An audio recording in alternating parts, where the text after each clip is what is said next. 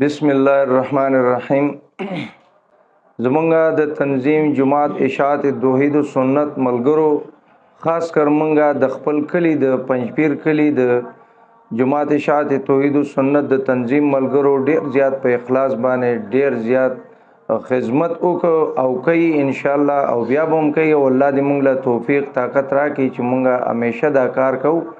چې د الله د رضا په بنیاد باندې او الله د جماعت له نور ترقی ورکړي. زمونږ ملګرو مختلف شعبې وي، نو په هغه شعبو کې ټول ملګرو خپل خپل شعبه کې خپل خدمت کړي. مونږ ته شعبه ملاو شو د کار پارکینګ، د موټر سایکل پارکینګ،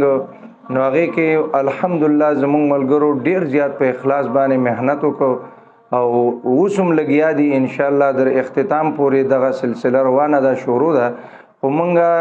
دا خبرې دوه درې د لپاره کوو که چا سره زمونږه د ملګرو نه څه بدتمیزي شوي یا زمونږ ملګرو چا سره سخت رویه اختیار کړي، اول خدا څه شوي نه دي خو که شوي نو مونږه د هغې معذرت غواړو،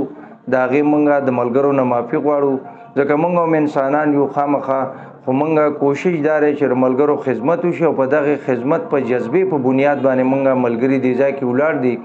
24 غنټې مونږه ډیوټي ملګرو کړی را، مونږه غیله 3 شفټه مقرر کړو، یو شفټ د سهار د 8 بجو نه در ماسپښین 3 بجو پورې،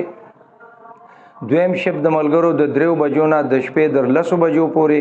او دریم شفټ زمونږ د ملګرو د 10 بجو نه سهار در 8 بجو پورې. دا ملګرو ډیر زیات یو بل سره په تعاون باندې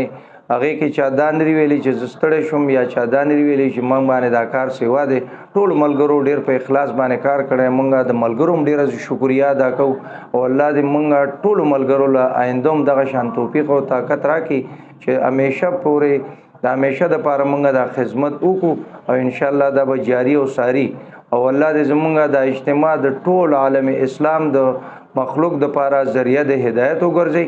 د کې چې سوره علما راغلي دي، سوره مسلمانان ملګری راغلي دي او هغه بیانونه وکړل، الله دې ټول ډیر لوی اجر او ثواب ورکړي.